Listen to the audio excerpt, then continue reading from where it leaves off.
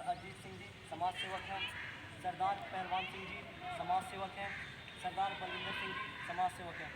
एक आज गुरु तेग बहादुर जी के 400वें प्रकाश उत्सव में जो वक्तव्य देने उनका परिचय है सरदार पप्पू सिंह जी। सरदार पप्पू सिंह जी गुरुद्वारा प्रबंधक कमेटी के अध्यक्ष हैं, प्रधान जी हैं और जागो पार्टी के मेंबर हैं।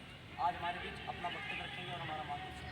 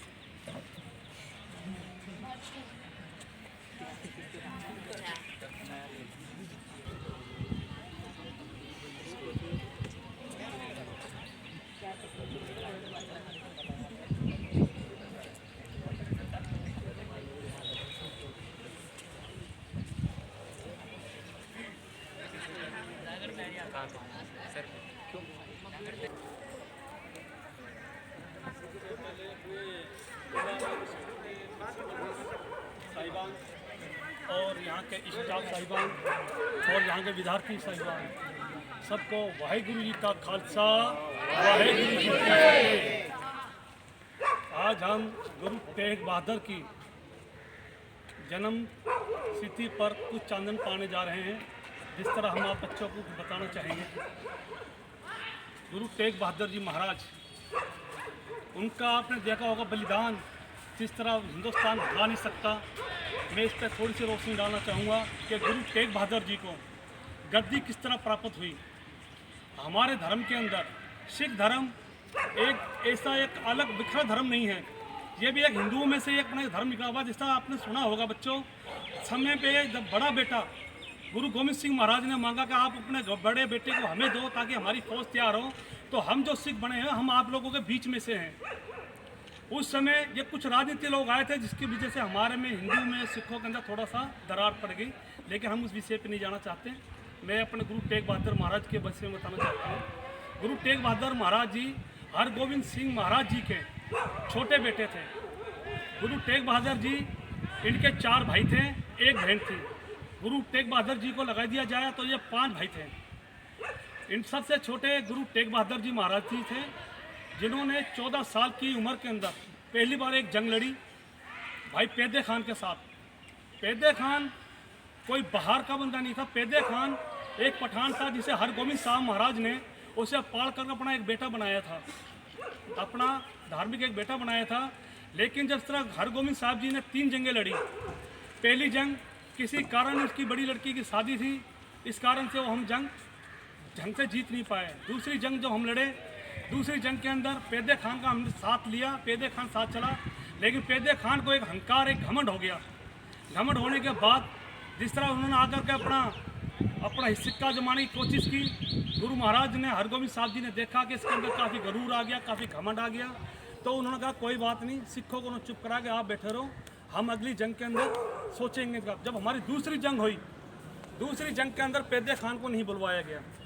जब पैदे खान को नहीं बुलवाया गया तो पैदे खान जब गुरु महाराज जी को जंग जीत के आए, जब हरगोविंद साहब जंग जीत के आए तो पैदे खान ने ताने मारा शुरू करके, हम आपके सूबेदार का है कि आपने हमें बुलवाया नहीं। उन्होंने उसको शांत करने के लिए उसे चुप कराया, लेकिन वो चुप नहीं बैठा।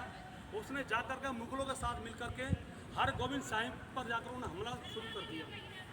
जब हमला शुरू किया तो वो धार्मिक बेटा था, लेकिन गुरु तेग बहादुर जी की उम्र बहुत छोटी थी, 14 साल की उम्र थी। फिर इनका टकराव हुआ, पैदे खान के साथ जंग हुई और पैदे खान उस जंग के अंदर मारा गया। और जब गुरु तेग बहादुर जी का बचपन का नाम तेगमल जी था, जब हरगोविंद साहब जी ने देखा कि इनको शस्त्र चलाने की और घोड़ सवारी की इतनी कला के अंदर मौजूद है, तो उन्होंने गुरु तेग बहादुर जी का नाम अपने त्यागमल जी से गुरु तेग बहादुर जी रखा गया। गुरु तेग बहादुर जी 20 साल की उम्र में उनकी शादी हुई। जिस तरह शादी हुई, गुरु हरगोविंद साहब जी ने अपनी गद्दी अपने पोते हरिराज जी को दी। हर राय जी को गद्दी दी अपने 5 बेटों के बावजूद, उसने अपने बड़े बेटे के पुत्र को हर राय जी को गद्दी सौंपी। तब कुछ दिनों बाद उनकी माता ने कहा, गुरु तेग बहादुर जी की माता ने कहा कि आपने गुरु तेग बहादुर जी की तरफ देखा नहीं, ये गद्दी उनको सौंपनी चाहिए थी। उन्होंने कहा कुछ नहीं, आप चुप रहो, कोई बात नहीं, गद्दी गुरु तेग बहादुर जी को मिलेगी और वक्त आने पे, समय आने पे गुरु तेग बहादुर जी के पास ये गद्दी पहुंचेगी। लेकिन जिस समय मैं ज्योति जोत समाऊंगा, ज्योति जोत का मतलब बच्चा होता है, मतलब पूरा होना। जब मैं ज्योति जोत समाऊंगा तो मेरे ज्योति जोत समाने के बाद तुम अपने बच्चों को लेकर के बाबा बकाला पहुंच जाना, अपने मेके। वहाँ पे गुरु तेग बहादुर जी की ससुराल थी, सॉरी नाना कहा जाता है, लेकिन गुरु हरगोबिंद साहब जी की ससुराल थी। जब गुरु हरगोबिंद साहब जी पूरे हुए, ज्योति जोत समा गए, तो माता नानकी उनको लेकर वहाँ पे चली गई बाबा बकाला। बाबा बकाला जाने के बाद गुरु तेग बहादुर जी हमेशा अपने अकाल पुरख को के रूप में नील रहते थे, आँख मीच कर अपनी तपस्या करते रहते थे। काफ़ी धार्मिक थे, बाहर निकलते नहीं थे, काफ़ी उनकी तपस्या चली थी।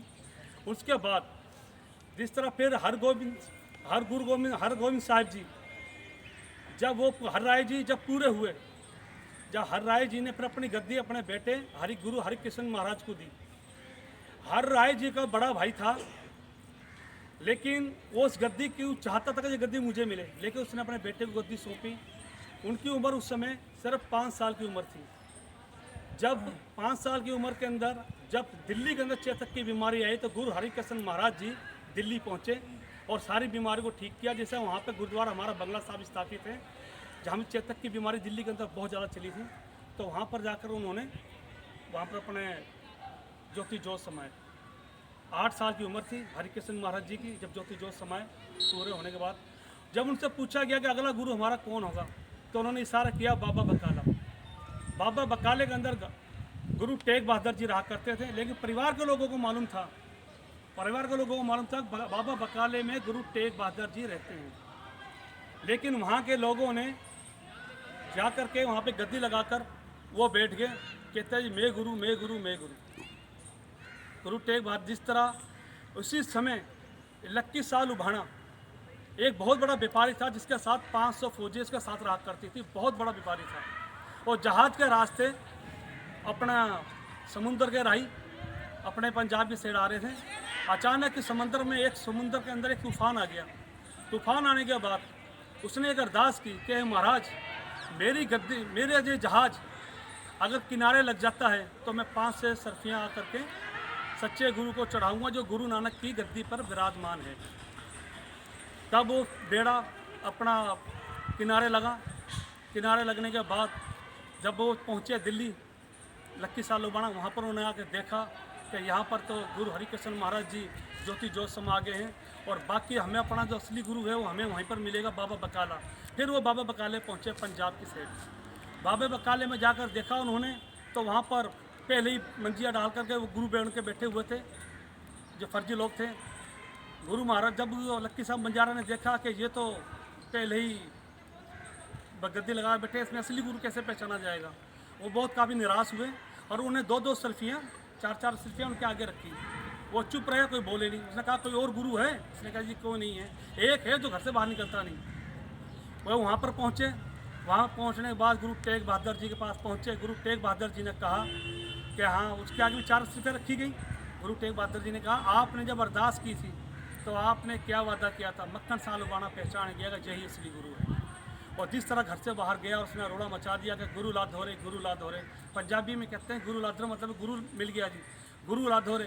सारी संगत इकट्ठी हुई। इकट्ठी होने के बाद उनको उसको गुरु मानना पड़ा। लेकिन जो मंजी डाल के बैठे थे वो लोग थोड़े उससे जलने लगे, चिड़चिड़े होने लगे। और वहाँ पर हमारे गुरु तेग बहादुर जी के पोते भी लगते हैं, वो भी वहाँ पर थे। तो त्यागमल जी भी वहीं पे थे।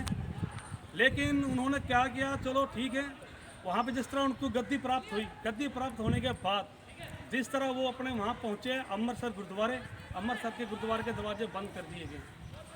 गुरु महाराज जब लक्की सा लभाने को पता चला कि वहाँ के गुरुद्वारे के दरवाजे बंद कर दिए गए हैं, तो उसने कहा मेरे पास फौज है, मैं चाहता हूँ तो उनको निकाल सकता हूँ बाहर। लेकिन गुरु तेग बहादुर ने कहा नहीं, हम बल प्रयोग बिल्कुल नहीं करेंगे। हम बल प्रयोग हमने किया तो इनमें और हमारे में क्या फ़र्क रह जाएगा। लेकिन वहाँ अपने पर वचन दे करके वो अपनी यात्रा को चले गए। यात्रा पे जाने के बाद जिस तरह वो अपने अलवर जयपुर यहाँ से घूमते घूमते अपने बिहार की साइड पहुँचे। बिहार के पास जाकर वहाँ पर गुरु गोविंद सिंह महाराज अपने बच्चों को वहाँ छोड़ के वहाँ गुरु गोविंद सिंह महाराज ने जन्म लिया, जो गुरु तेग बहादुर का एक लौता बेटा था। और गुरु तेग बहादुर जी की पहली संतान थी जो 30 साल के बाद हुई थी। 30 साल के बाद औलाद हो और कोई उसका शिकल देखने के लिए उसको मिलने के ना आए पिताजी, तो ये तो कभी हिंदुस्तान में हो नहीं सकता। लेकिन उनका त्याग था, वो वापसी नहीं है और आगे ही आगे अपने धर्म प्रचार में लगे रहे। धर्म प्रचार भी क्या, धर्म प्रचार के अंदर जिस गांव के अंदर गए, जहाँ कुएं की जरूरत थी उन्होंने कुएं बनवाए, जहाँ डिस्पेंसरी की जरूरत थी उन्होंने डिस्पेंसरी बनाई, जहाँ पर कोई आश्रम की जरूरत है उन्होंने आश्रम बनवाया। ऐसे ही करते करते गुरु तेग बहादुर महाराज जी को 6 साल बीत गए। 6 साल के बाद जब वो फ्री हुए तब उन्होंने अपने बच्चों को संदेशा भेजा कि आओ मुझे आनंदपुर के अंदर आकर मिलो। फिर आनंदपुर के अंदर बाप बेटे का गुरु गोविंद सिंह महाराज जब तक 6 वर्ष के हो चुके थे, फिर जाकर वहाँ पर बाप बेटों का वहाँ पर मिलन हुआ।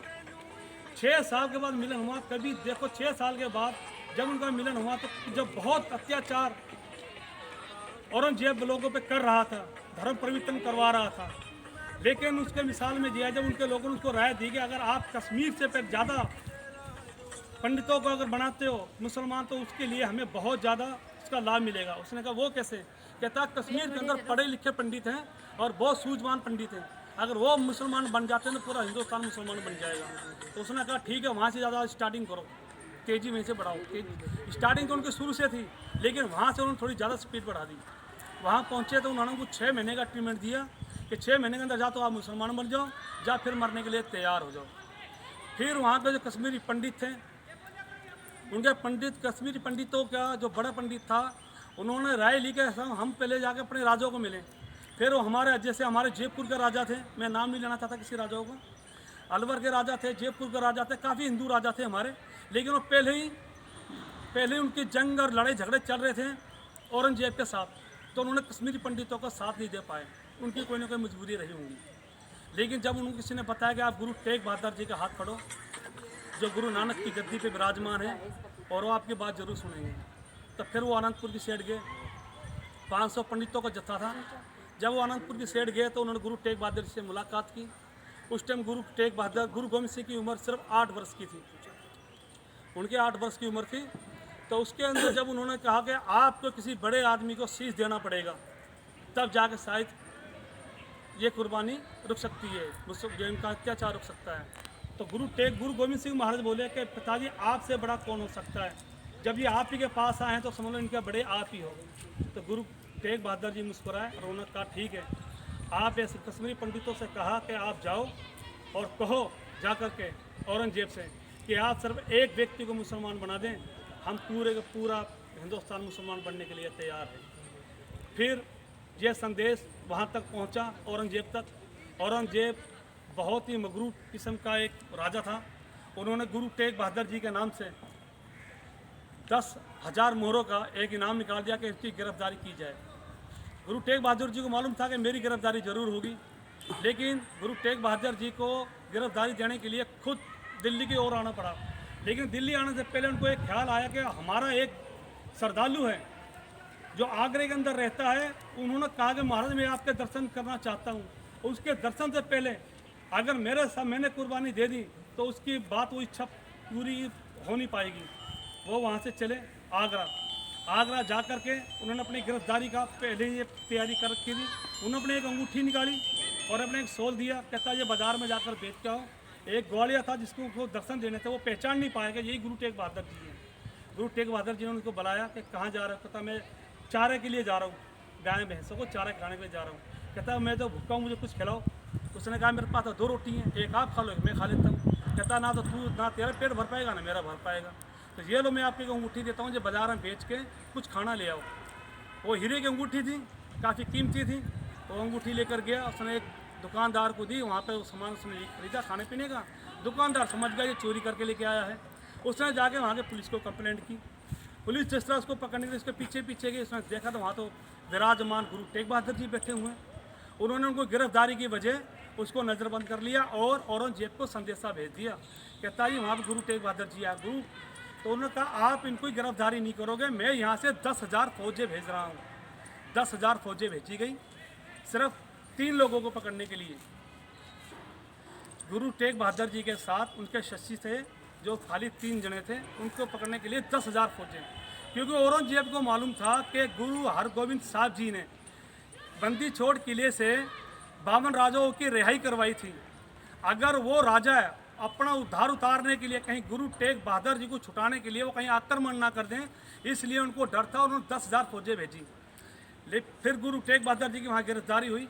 वो पहाड़ी राजा क्यों नहीं बोल पाए, क्या उनकी मजबूरी रही, ये तो इतिहास ही बताएगा। लेकिन गुरु तेग बहादुर जी की गिरफ्तारी हुई और गिरफ्तारी होने के बाद उनको चांदनी चौक ले आया गया। चांदनी चौक ले आने के बाद उनसे पूछा गया जा तो आप इस्लाम कबूल करो, जा फिर कोई चमत्कार दिखाओ, जा तो फिर आप मरने के लिए तैयार हो जाओ। गुरु तेग बहादुर जी ने कहा मरने के लिए हम तो तैयार हैं, लेकिन धर्म में अपनाऊंगा नहीं और चमत्कार हमें दिखाऊंगा नहीं, क्योंकि चमत्कार एक कहर का नाम है। औरंगजेब ने कहा तुम हिंदू तो हो नहीं, जनेऊ तुम पहनते नहीं, टीका तुम लगाते नहीं, फिर तुम अपने लिए इनका शीश क्यों कटवा रहे हो।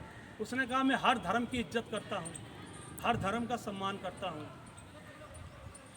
ये कह करके गुरु तेग बहादुर जी उसके सामने उनका हौसला कम करने के लिए एक शशि को उनके को जिंदा जलाया गया, भाई दया सिंह जी को।